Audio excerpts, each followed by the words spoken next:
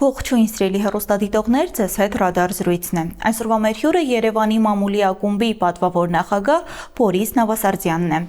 Բարև ձեզ, պարոն Նավասարդյան, շնորհակալ եմ շատ մեզ հյուրընկալվելու համար։ Ասել եմ շնորհակալ հրավերի համար։ Պարոն Նավասարդյան, Ադրբեջանի նախագահի խորհրդական Հիկմեթ Հաջիևը Reuters-ին տված հարցազրույցում կրկին խոսել է Հայաստանի սահմանադրությունը փոխելու մասին։ Դուք այն փորձագետներից եք եղել, ովքեր գնացել են Ադրբեջան, կազմում են, եղել։ Ձեր գնահատմամբ ինչու է այդ հարցը իրենց համար այդքան սկզբունքային։ Հիմնական պատճառը կարծում եմ այն է, որ Ադրբեջանը եւ Ադրբեջանի ղեկավարը իր համալիրը փորձում է իրեն դրսևորել եւ աշխարհին ցույց տալ որպես հետեւողական եւ իր օրակարգը թերադրող քաղաքական գործիչ, քաղաքական ղեկավար, եւ եթե ինքը մեկ անգամ արդեն ասել է եւ դա եղել է մի քանի տարի առաջ, երբ դեռ բավականին այդպես հակասական էին Հայաստանի եւ Ադրբեջանի հարաբերությունները, որ սահմանադրությունը պետք է փոխվի, ուրեմն եթե ասել է, պիտի այդպես էլ լինի, որքան էլ անգամ ադրբեջանական հասարակությունում եւ փորձագիտական հանրությունում հասկանում են, որ եթե խոսքը գնում է նրա մասին, որ պետք է երաշխավորվի տարածքային պահանջների բացառումը Հայաստանի կողմից, ապա դրա համար շատ ավելի կայուն երաշխիք կարող է լինել հենց խաղաղության պայմանագիրը, այլ ոչ թե սահմանադրական որևէ փոփոխություն, բայց ասել են պիտի հասնեն իրենց նպատակին եւ միայն դրա մասին է կարծում եմ կամ հիմնականում դրա մասին է վկայում Հաջիևի հայտարարությունները։ Ես կարծում եմ, որ դա մի կողմից տպավորություն է թողնում, որ խաղաղության գործընթացի համար լուրջ խոչընդոտ է, սակայն դիվանագիտական ճանապարհներով կարելի է հաղթահարել նաև այդ խոչընդոտը եւ ես արդեն մի քանի անգամ ասել եմ, որ պետք է երկու կողմերը, եթե շահագրգռված են կառուցողական դիվանագիտական գործընթացի մեջ մտածեն ինչպես փոխարինել այն տեքստը, որը կա խաղաղության համաձայնագրի, ոչ թե փոխարինել նահանել արանքից, այլ որպես միջանկյալ փաստաթուղթ ստորագրել հարաբերությունների նորմալացման մասին պայմանագիր, որտեղ կլինի հավատարմության հավաստիացում, որ մենք շարունակում ենք գնալ դեպի խաղաղության պայմանագրի ստորագրում, սակայն հաշվի առնելով, որ երկու երկրների միջև տարբեր ուղղություններով կա համագործակցություն, առևտրային եւ այլ սահմանազատման գծով, հաղորդակցությունների ապաշրջափակման գծով ցանկալի է որ լինեն նաեւ դիվանագիտական հարաբերություններ եւ դիվանագիտական հարաբերությունների հաստատման համար անհրաժեշտ մի քանի կետերից ամենապարզ, որոնք բնութագրում են երկու քաղաքակրթությունների միջև հարաբերությունները, մի քանի կետերով ստորագրվի այդ միջանկյալ փաստաթուղթը, որը հնարավորություն կտա, որ այդ գործընթացը հարաբերությունների կարգավորման եւ նորմալացման չկանգնի միայն սահմանադրության պատճառով։ Պարոն Նավասարդյան, այնուամենայնիվ Հաջիևի հռետորաբանության մեջ որոշակի փոփոխություն ենք նկատում, որովհետև ասում են,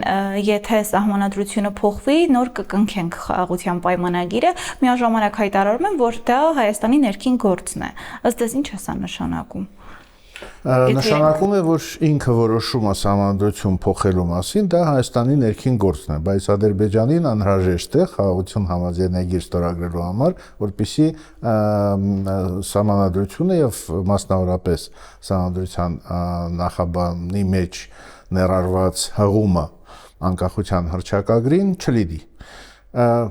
Կրկնում եմ, ասվել է մի քանի անգամ, մի քանի տարի առաջ եւ Ադրբեջանը բնականաբար այդ պահանջից կամ այդ ակնկալիքից չի կարող հրաժարվել, բայց կրկնում եմ, հաշվի առնելով բարդությունը հայ-ադրբեջանական հարաբերությունների, երևի այն բոլոր պարտավորությունները, որ իրենց նկատմամբ վերցրել են Հայաստանը, Ադրբեջանը այդ 17 կետերում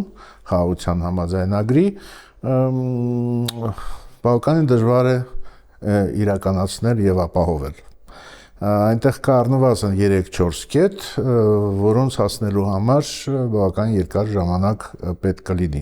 Բայց կրկնում եմ, դա չպետք է խոչընդոտի, որպեսզի հարաբերությունների նորմալացումը առաջ գնա եւ որպես միջանկյալ լուծում ես ասացի ինչ կարելի է անել եւ ես կարծում եմ մոտակա ժամանակ այդ ուղղությամբ կլինեն նաեւ պաշտոնական մակարդակով լուրջ բանակցություններ։ Իդեպ հայտարարել եմ, որ կարևոր է վերացվեն իրենց երկրի նկատմամբ տարածքային պահանջները, լինի դա նոր սահմանադրության կամ ինչ-որ իրավական մեխանիզմի միջոցով, ըստ ինչ մեխանիզմի մասին է խոսքը։ Դե այդ մեխանիզմները առաջին հերթին դա սահմանազատումն է։ Եթե երկու երկրները սահմանազատում են ամբողջ 1000 կիլոմետրից բաղկացած մեր սահմանը, ապա դա նշանակում է նաև, որ որևէ տարածքային պահանջներ չկան եւ նաև դիվանագիտական հարաբերությունների հաստատումը, թեև մենք գիտենք, որ միջազգային հարաբերությունների պրակտիկայում եղել են դեպքեր, երբ սահմանները ամբողջությամբ չէին նկարագրվել անգամ միջպետական պայմանագրերում, օրինակ Ռուսաստան, Ճապոնիա, սակայն համագործակցությունը այդ երկու երկրների միջև առկա էր։ Չեմ կարծում, որ լիովին նույն իրավիճակում են Հայաստանը եւ Ադրբեջանը, բայց նմանատիպ նախադեպեր միջազգային հարաբերություններում կարծում եմ կարելի է եւ հաշվի առնել։ Մի խոսքով անգամ եթե Հայաստանի սահմանադրությունում շարունակում է պահպանվել այն նախաբանը, որը կար սկսած 1995 թվականին, Ադրբեջանի սահմանադրությունում միջազգ նույնպես կան դրույթներ, որոնց վերաբերյալ Հայաստանը պահանջներ չի ներկայացնում, բայց նաև Ադրբեջանում հասկանում են, որ դա ենթադրում է, եթե խորանանք, նաև տարածքային պահանջներ Հայաստանի նկատմամբ, քանի որ Ադրբեջանը իրեն հայտարարել է ադրբեջանական ժողովրդավարական հանրապետության ժառանգորդ, այդ հանրապետությունը, ինչպես եւ Հայաստանի հայկական հանրապետությունը առաջին գոյություն ուներ 1918-ից մինչև 1920 թվական եւ ըստ քարտեզների, որոնք իրենց համար այդ հանրապետության ղեկավարները մշակել էին, Հայաստանի տարածքի բավականին մեծ մասը ներառվում էր եւ հենց այդ քարտեզներով Ադրբեջանը փորձում էր ներկայանալ միջազգային հանրությանը, թեև այն ժամանակվա ազգերի լիգան պաշտոնապես չի ընդունել ոչ Հայաստանի սահմանները, որոնք ներկայացվում են Երևանի կողմից, ոչ էլ այն սահմանները, որոնք ներկայացվում են Բաքվի կողմից, պես որ կան խնդիրներ, սակայն Ադրբեջանի պարագայում այդ խնդիրը չի հնչեցվում, քանի որ երբևէ Հայաստանը պաշտոնական պահանջով հանդես չի եկել։ Թեև կրկնում եմ, երկու սահմանադրություններում էլ կան դրույթներ, որոնք հարցեր են առաջացնում։ Պարոն Նավասարդյան, իսկ ձեր Ադրբեջան այցի ժամանակ այս հարցերը քննարկվել են։ Միանշանակ քննարկվել են եւ տրամադրվածությունը մասնակիցների քննարկումների այնպիսին է, որ այո, կան հարցեր կապված համանդրության փոփոխության հետ եւ այդ հարցերից էր նաեւ որի մասին շատ է խոսվում եւ մեր հանդիպումների ժամանակ եւ եթե ձեր լսարանը հետևում է նաեւ Press Clubs TV մեր թողարկումներին, որոնք շաբաթը 2 անգամ են լինում, համարյա ամեն մի հաղորդման ընթացքում սահմանադրության թեման այս կամ այն համատեքստում կրկնվում է եւ շատ լավ հասկանում են, որ Հայաստանում խորհրդանական ընտրությունների արդյունքները չեն կարող երաշխիք լինել սահմանադրական փոփոխությունների համար, մարդիկ դա գիտակցում են եւ փնտրում են այլ ճանապարհներ, ինչպես կարելի է չկանգնեցնել խաղաղության եւ հարաբերությունների նորմալացման գործընթացը։ Ես կարծում եմ, որ ցանկացած գրագետ քաղաքագետ կամ քաղաքական գործիչ Ադրբեջանում կարողանում է հասկանալ եղած իրողությունները։ Պարոն Նավասարդյան, իսկ տարածքային պահանջներ պարունակելը իրենց ասած, դա ձեր գնահատմամբ ավելի շատ իրավական, թե քաղաքական հիմնավորում է։ Իհարկե քաղաքական, ես նաև մեր զրույցի ընթացքում ասել եմ, որ հիմնական պատճառը այն է, որ մեկ անգամ, երբ Հայաստանի եւ Ադրբեջանի միջև հարաբերությունները շատ սուր են, եթե չասենք թշնամական, այն ժամանակ հնչեցվել է այդ պահանջը, որը քաղաքական պահանջ է, եւ որպես քաղաքական հետեւողականություն Բաքուն ցանկանում է այդ պահանջը օրակարգում պահել։ Իսկ եթե Հայաստանը գնա սահմանադրական փոփոխությունների, դա ճանապարհ կբացի խաղաղության պայմանագրի ստորագրման համար։ Եթե Ադրբեջանի պահանջը իրականացվի, ապա այո, բայց մենք շատ լավ հասկանում ենք, որ սահմանադրական փոփոխությունները կամ բարեփոխումը Հայաստանում առաջին հերթին մեզ համար են անհրաժեշտ, եւ մեզ համար անհրաժեշտ է առաջին հերթին, որպեսզի այլ դրույթները սահմանադրության, որոնք կապ չունեն հայ-ադրբեջանական հարաբերությունների հետ, լինեն լավագույնս մշակված։ Եվ եթե մենք կարողանանք, ասենք, ապահովել Ադրբեջանի ակնկալիքները, բայց մնացած մասերում սահմանադրությամբ ունենանք շատ լուրջ հակասություններ հասարակական տարբեր շերտերի մեջ, դա կարծում եմ բոլորովին դրական զարգացում չի լինի մեր երկրի համար, եւ եթե երկրում էլ կա անկայունություն եւ կան շատ լուրջ բևեռացման դրսևորումներ, դա նաև հարևանի հետ խաղաղության համար լավ իրավիճակ չէ։ Այսինքն դուք կողմ եք նոր սահմանադրությանը, փոփոխությունների։ Ես միանշանակ կողմ եմ, որպեսզի Հայաստանում լինի բարեփոխված սահմանադրություն, մի քանի պատճառներով, որոնց մասին շատ է խոսվել, եւ ինքը սահմանադրությունը բավականին անորակ փաստաթուղթ է իրավական տեսակետից, եւ ընդունվել են գոնե վերջի երկու փուլերում փոփոխությունները օրենքի խիստ նախախտումներով, այսինքն որևէ անգամ 2005-ի կամ 2015-ի հանրաքվեների ժամանակ քվորում չի ապահովել եւ փաստորեն այն թվերը, որոնք պաշտոնապես հայտարարվել են, կեղծված են։ Այսինքն այդպիսի սահմանադրությամբ ապրելը որևէ երկրի համար հեռանկար եւ կայունություն չի կարող պարունակել։ Պարոն Նավասարդյան, իսկ ինչ ազդակներ եք ստանում ադրբեջանական փորձագիտական կամ քաղաքական շրջանակներից, պատրաստակամություն կա վերջնական խաղաղության հասնելու։ Ինչպես եւ Հայաստանում բավականին հակասական են մոտեցումները տարբեր հարցերին Ադրբեջանում, եւ ես միշտ շեշտում եմ, որ կան 3 խոշոր խմբեր Ադրբեջանի հասարակությունում, որոնք ունեն տարբեր մոտեցումներ։ Առաջինը դա նրանք են, որոնք իրոք հարաբերությունների նորմալացման եւ խաղաղության եւ լավ հարևանության Հայաստանի հետ կողմնակից են։ Կա խումբ, որը համարում է, որ ոչ, Ադրբեջանը չի ապահովել իր բոլոր ակնկալիքները Հայաստանի հետ հարաբերություններում, այդ թվում նաեւ տարածքային ակնկալիքները, դրանք առավել ագրեսիվ շրջանակներ են հասարակության, որոնց ներկայացուցիչները կան եւ քաղաքական գործիչների շրջանակներում, եւ քաղաքագիտական շրջանակներում, եւ այլ մարդկանց մոտ, եւ երրորդ խումբը համարում է, որ սահմանները պետք է լինեն այնպիսին, ինչպիսին այսօր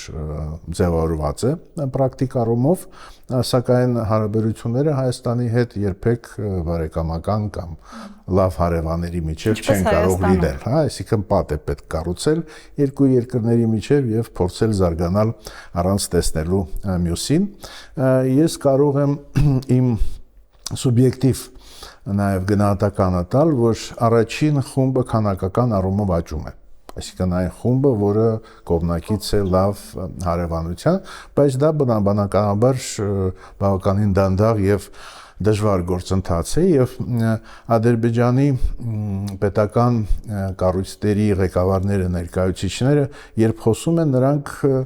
հաշվի առնելով, որ քաղաքական բազմազանություն Ադրբեջանում չկա, բավարարել այդ 3 խմբերից բոլորին։ Այսինքն, եթե մենք տեսնում ենք հակասական հայտարարություններ նույն Իլհամ Ալիևի կողմից, դա նշանակում է, որ ինքը չի ուզում համարվել որպես անցանկալի ղեկավար որևէ խմբի կողմից, այստեղ կա էական տարբերություն Հայաստանի հետ, քանի որ եւ Նիկոլ Փաշինյանը եւ իր թիմը որևէ խնդիր չեն տեսնում, եթե հասարակության համարյա կեսը իրենց չեն ընդունում եւ քննադատում են իրենց քաղաքականությունը, դա երկու երկրների պետական համակարգերի քաղաքական համակարգերի տարբերության մասին է խոսում։ Պարոն Նավասարդյան, իսկ միջազգային գործընկերները կիսում են Ադրբեջանի մոտեցումը Հայաստանի սահմանադրության փոփոխության համար, թե մտածում են, որ այնուամենայնիվ դա Հայաստանի ներքին գործն է, իրավական գործընթաց է։ Ես կարծում եմ, որ բոլոր ողջամիտ մարդիկ միջազգային շրջանակներում հասկանում են, որ այդ համանդրական փոփոխությունների պահանջը միջամտություն է Հայաստանի ներքին գործերի մեջ, սակայն գիտակցում են նաև այն, ինչի մասին ես մի քանի անգամ ասել ենք, հաշվի առնելով հետևողականությունը Ադրբեջանի արտաքին քաղաքականության, մասնավորապես Հայաստանի նկատմամբ, եւ հաշվի են առնում իրողությունները եւ ի վերջո առանձնապես չեն քննադատում Ադրբեջանին, թեև մենք ունենք, դուք շատ լավ գիտեք, եւ տարբեր երկրների խորհրդարաններում եւ անգամ եվրոպական խորհրդարանում այնպիսի բանաձևեր, այնպիսի որոշումներ, որոնք ոչ միայն ենթադրում են, որ Ադրբեջանը որևէ պահանջ չի կարող դնել Հայաստանի նկատմամբ, այլ նաեւ պնդում են, որ Ադրբեջանը պետք է ընդունի Արցախի հայերի վերադարձի իրավունքը։ Այնպես որ չի ասի, որ Ադրբեջանի դիրքորոշումը ընդունվում է եւ արդարացվում է միջազգային հանրության կողմից, բայց մենք բոլորս պրագմատիկ քաղաքականության եւ ուժեղների քաղաքականության ժամանակաշրջանում ենք ապրում։ Իսկ եթե սահմանադրության հարցը լուծվի, ինչ չլուծված հարցեր կարող են մնալ, որոնք խանգարեն խաղաղության պայմանագրի ստորագրման համար։ Ստորագրման համար եւ անգամ վավերացման համար խորհրդարաներում միգուցե խոչընդոտներ չեն մնալու, բայց որ եւ Ադրբեջանի եւ Հայաստանի հասարակությունում մնալու են բավականին տարբեր տրամադրվածություն ունեցող մարդիկ եւ խմբեր, եւ դա նշանակում է, որ բացի պաշտոնական օրակարգից, որը կա Հայաստանի եւ Ադրբեջանի միջեւ եւ որը ենթադրում է ի վերջո խաղաղության համաձայնագրի ստորագրում, անհրաժեշտ է զարգացնել երկխոսությունը հասարակությունների միջև, որպեսզի այն մասերը մեր երկու հասարակությունների, որոնք կողմնակից են տարածաշրջանային համագործակցության եւ Հայաստան-Ադրբեջան հարաբերությունների նորմալացմանը եւ խորացմանը, որպեսզի այդ շրջանակները ի վերջո որոշիչ դեր խաղան մեր հանրային կյանքում։ Պարոն Նավասարդյան, իսկ եթե այս հարցը ի վերջո դառնա Հայաստանի ներքաղաքական օրակարգի մասը, արդյոք տեսնում եք, որ քաղաքական ուժերը պատրաստ են այս թեմայով հասնել կոնսենսուսի։ Այն դարձել է, բայց այն տրամաբանությունը, որ մենք տեսնում ենք եւ Հայաստանի վերջին խորհրդարանական ընտրությունների այդ քարոզարշավի ժամանակ եւ քարոզարշավին նախորդող ժամանակահատվածում, այն ինչ մենք տեսնում ենք հետընտրական զարգացումներում, խոսում է դրա մասին ոչ, առայժմ լավատեսության որևէ հիմքեր չկան, այսինքն բոլոր քաղաքական ուժերը իրենց մարտավարությունը կառուցում են բևեռացման վրա, հակասությունների խորացման վրա, այլ ոչ թե կոնսենսուսի հասնելու վրա։ Եվ ես չեմ կարծում, որ գոնե մոտակա ամիսների ընթացքում մենք կունենանք փոփոխություն, միգուցե կյանքը թելադրի բոլորին, որ անհրաժեշտ է, որ գոնե ամենակարևոր հարցերում այն կոնսենսուսի հասնեն մեր քաղաքական ուժերը, դա ի վերջո միայն ուժեղացնելու է Հայաստանի դիվանագիտական դիրքերը։ Իսկ ինչպես է գնահատում խորհրդարանական եւ արտախորհրդարանական ընդդիմության պահվածքը։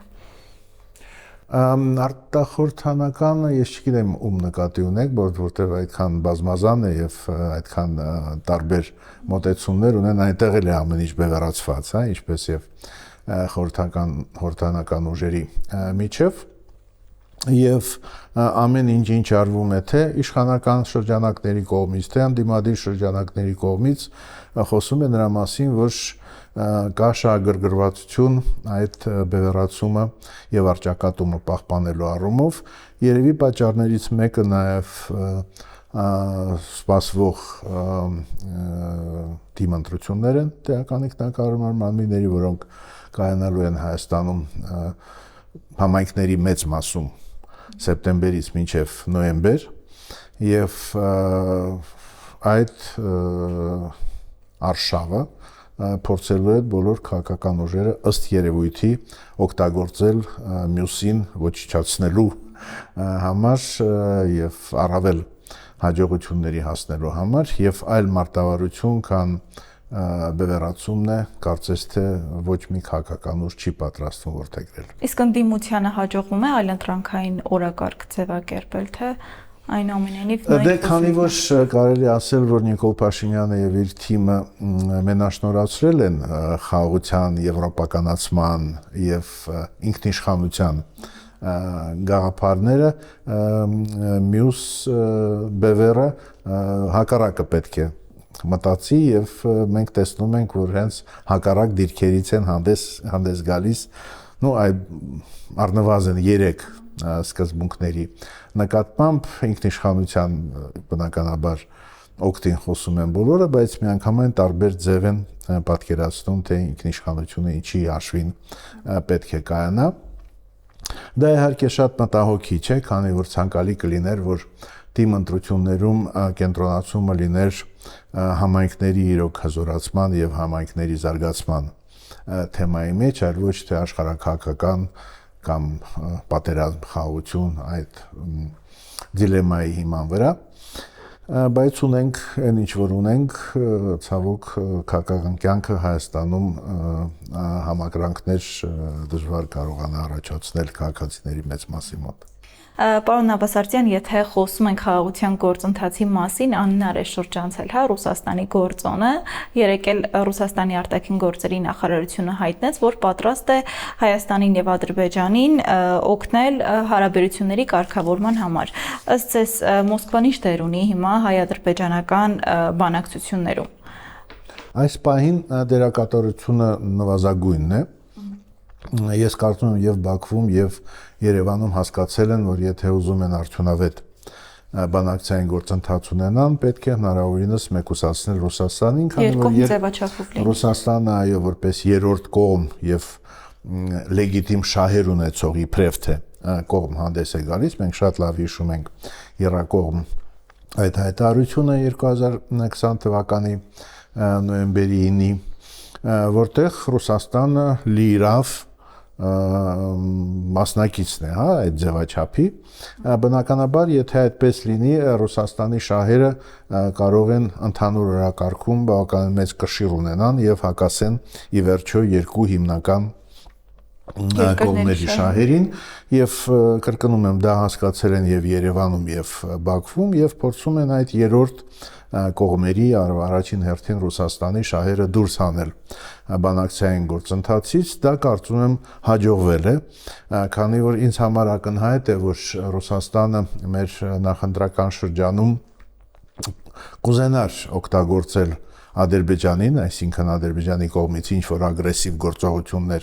սահմաններում, որպեսզի Հայաստանում լրացուցիչ խառնաշփոթ եւ քաոս քաղաքական առաջացնել եւ դրանով նաեւ ապալեգիտիմացնել ընտրությունների արդյունքները, քանի որ հենց ապալեգիտիմացման միջոցով կարելի է ունենալ Հայաստանում թույլ իշխանություն, որի վրա հեշտ է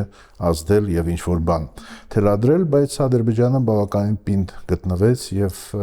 այդ ակնարկներին ինչ որ ապակայունացում մտցնելու առումով չտրվեց։ Դա շատ դրական փորձ է եւ ես կարծում եմ այդ փորձի վրա հիմնված կլինեն նաեւ երկու երկրների հետագա քայլերը։ Իսկ ըստ ձեզ ինչ օգնության մասին կարող է խոսքը լինել։ Նշված էր, որ պատրաստ են օգնել խաղաղության պայմանագրի կնքման, սահմանազատման, հաղորդակցությունների ապաշրջափակման հարցում, ինչպես պետք է օգնեն։ Դե ինչպես կարելի է օգնել, եթե ես կարծում եմ, որ եւ Հայաստանի եւ Ադրբեջանի դիվանագետները շատ լավ գիտեն ինչ պետք է անեն եւ ինչին պետք է հասնել, այսինքն այստեղ որևէ մեկի հուշելու կարիքը չկա։ Մենք հիշում ենք, որ Ռուսաստանը միշտ ասում էր, որ միայն ինքը ունի այն քարտեզները, գենշտաբի քարտեզները, որոնք թույլ կտան իրականացնել սահմանազատումը, բայց նաեւ տեսանք, որ շատ լավ այդ ամեն ինչը կարելի է կատարել նաեւ Ռուսաստանի աջակցության բացակայությամբ, քանի որ այդ քարտեզները ի վերջո հասանելի են բոլորին, մեր դարերում այդպիսի գաղտնի քարտեզներ չեն կարող լինել, բայց եթե Ռուսաստանը իրոք ցանկանում է օգտակար լինել, բայց ոչ բանակցային գործընթացում, այլ ասենք օգնելով ապաշրջափակման ծրագրերի իրականացմանը, ի վերջո Հայաստանի երկաթուղի գտնվում է Ռուսաստանի կոնցեսիոն կառավարման շրջանակներում, երբ կան առանձին մասեր այդ ապաշրջափակվող ուղղությունների երկաթուղային, որտեղ Ռուսաստանը կարող է ներդրումների միջոցով ինչ-որ հարցեր լուծել, բայց առանձնապես նման պատրաստակամություն չկա, եւ եթե այդպես է մնացած հարցերում մենք նույնպես կփորձենք, ինչպես ասում են, յոլա գնալ առանց Ռուսաստանի աջակցության։ Իսկ Ռուսաստանի հետ հարաբերությունների ներկայիս մակարդակը ինչքանով կամ ինչով կարող է ազդել բանակցային գործընթացի վրա։ Անմիջապես բանակցային գործընթացի վրա չեմ կարող ասել, որ ինչ-որ ազդեցություն կարող է ունենալ, բնականաբար կարող է, դեռ պահպանում է հնարավորություններ ազդել Հայաստանի ներքին քաղաքական զարգացումների վրա։ Ես արդեն խոսել եմ թիմ ընտրությունների մասին, եւ եթե, ասենք, մանավանդ գյուղական շրջանների բնակիչները լուրջ խնդիրներ ունենան սպառելու իրենց արտադրած բերքը, որը սովորաբար գնում էր դեպի Ռուսաստան, դա կարող է լրացուցիչ լարվածություն մտցնել ընտրական գործընթացի վրա, այսինքն այդպես անուղղակիորեն ապակայունացնելով մասամբ Հայաստանում ներքին քաղաքական իրավիճակը, խանգարել նաև բանակցային գործընթացից, քանի որ դու երբ ներսում ունես խնդիրներ, միշտ չես կարող լինել նաև արդյունավետ արտաքին հարաբերություններում այդ կարգի ռիսկեր առկա են, եւ դա է պատճառը, ինչու Հայաստանը ձգտում է ամեն ինչ անել, որպեսզի Ռուսաստանի այդ պայմանական պատժամիջոցները տնտեսական բնույթի չազդեն մեր բնակչության վրա։ Հեշտ խնդիր չի, միանգամից ասենք, որտեղ փոխարինող գտնել որպես շուկա Ռուսաստանին, որքան էլ օգնության ձեռքը մեկնի Եվրոպան, շատ դժվար է, բայց պետք է փորձել ի վերջո ինքնիշխանությունը եւ սեփական քաղաքականություն իրականացնել իր գինը ունի։ Իսկ սահմանափակումների մասին ինչ կասեք։ Որ սահմանափակումներ Ռուսաստանից կիրառվող ապրանքների։ Դե այդ եմ ասում, որ այդ տնտեսական պատժամիջոցները, որ Ռուսաստանը կիրառում է, կարող է ազդել ներքին իրավիճակի վրա, Հայաստան-Ադրբեջան հարաբերությունների վրա հակառակը, ինչքան Ռուսաստանը փորձելու է դժվարացնել Հայաստանի կյանքը, այդքան Ադրբեջանը կտեսնի իր համար հնարավորություններ փոխարինել գոնե մասամբ Ռուսաստանին, եւ մենք տեսնում ենք ինչպես է աճում տնտեսական փոխգործակցությունը Հայաստանի եւ Ադրբեջանի միջև, եւ դա ոչ միայն Հայաստան-Ադրբեջան միայն արևտուրն է եւ տնտեսական հարաբերություններն են, այլ նաեւ լրացուցիչ հնարավորություններ են բացվում նաեւ Հայաստան-Կենտրոնական Ասիա հարաբերությունների համար, եւ հաշվի առնելով, որ Կենտրոնական Ասիան եւ առաջին հերթին Ղազախստանը, Ուզբեկստանը ունեն համարյա ամեն ինչ ունի Ռուսաստանը մեզ հետ տնտեսական հարաբերություններ իրականացնելու համար, մենք կարծում եմ փոխարինող միշտ էլ կգտնենք։ Հարցը միայն ժամանակի մեջ է։ Միանգամից փոխել այդ բոլոր ուղղությունները եւ փոխել ապրանքատեսակների ապահովումը եւ արտահանման եւ ներկրման համար պահանջում է տարիներ, բայց մենք հիմա այն վիճակում ենք, որ տարիները պետք է դարձնենք ամիսներ։ Արդյունավետ կառավարման խնդիրը, ինչպես միշտ Հայաստանում բավականին արդիական է մնում։ Պարոն Նավասարդյան, հաճախ ընդդիմությանը վերագրվում են որպես պրոռուսական դիրքորոշում, հա, ձեր գնահատմամբ դրանք որքանով են իրականությանը համապատասխանող։ Ես կարծում եմ մասամբ պատասխանեցի ձեր հարցերին, եթե Հայաստանը իր հիմնական ռազմավարական գործընկեր սկսում է դիտարկել Արևմուտքը, Եվրամիությունը եւ ԱՄՆ-ն, զուգահեռաբար անդիմությունը, որպեսզի ունենա այլընտրանքային առաջարկ հասարակությանը, պետք է մեկ այլ բան տեսնի որպես հեռանկար եւ փաստորեն անընդհատ շեշտում է, որ միայն Ռուսաստանի հետ հարաբերությունները կարող են ապահովել Հայաստանում տնտեսական կայունությունը եւ անվտանգությունը, բայց բացի ցանկությունից հակադրվել, բնականաբար կան կոնկրետ կապեր մեր որոշ քաղաքական ուժերի ընդդիմադիր ռուսաստանյան քաղաքական վերնախավի հետ եւ այդ կապերը օգտագործվում են ապակայունացնելու համար Հայաստանի ներքին քաղաքական կյանքը։ Ես կրկնում եմ ոչ թե մեր զրույցի որևէ դրվագ, այլ այնինչ տարիների ընթացքում ասում եմ եւ այդ առումով երևի հակասության մեջ եմ մտնում շատ այլ վերլուծաբանների հետ,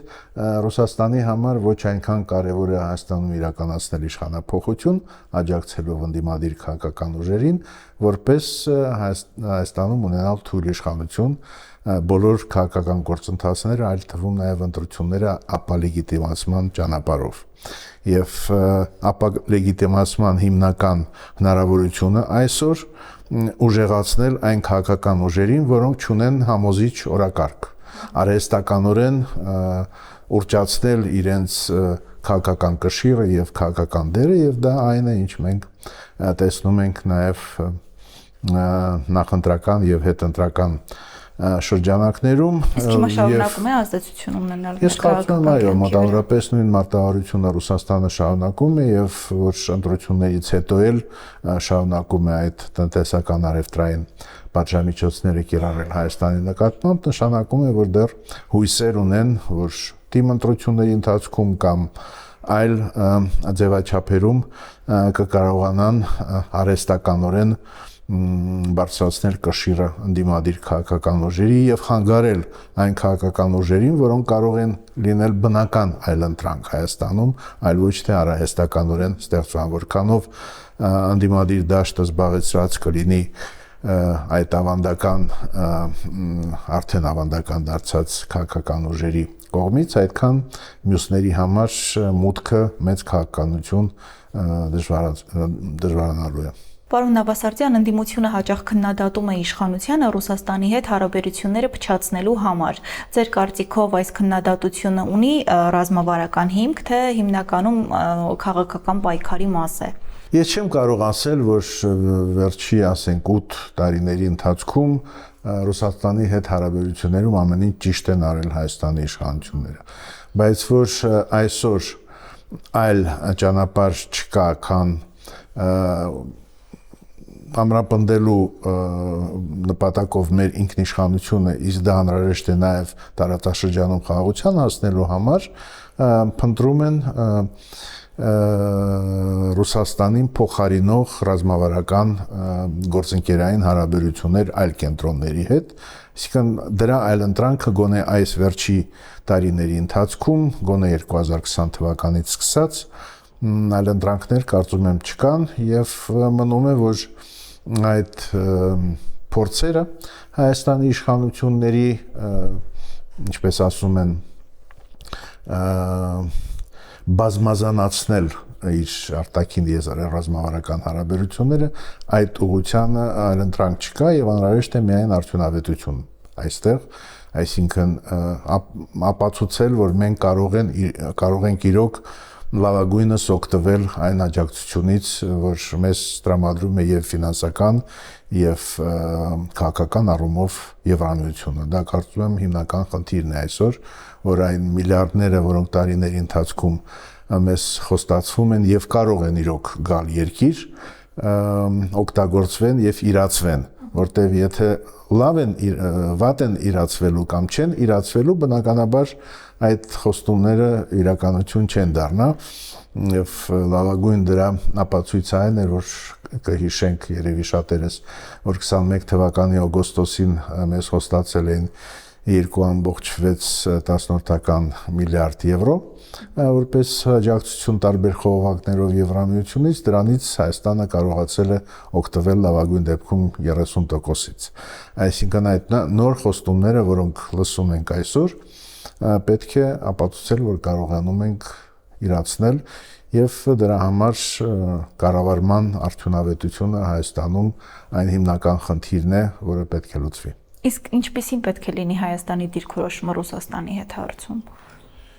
Դե Ռուսաստանը մեծ երկիր է, Ռուսաստանի քաղաքականությունը եւս փոփոխման ենթակա է։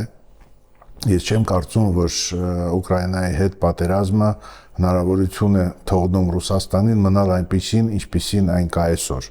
Ամեն դեպքում փոփոխություններ լինելու են։ Ռուսաստանը հսկայական շուկա է, աշխարհագրական առումով բավականին մոտ է մեզ, այնպես որ որպես գործընկեր պետություն, եթե պատրաստ է կառուցել հարաբերությունները պրագմատիկ հողի վրա, ռացիոնալ հողի վրա, տնտեսական հողի վրա,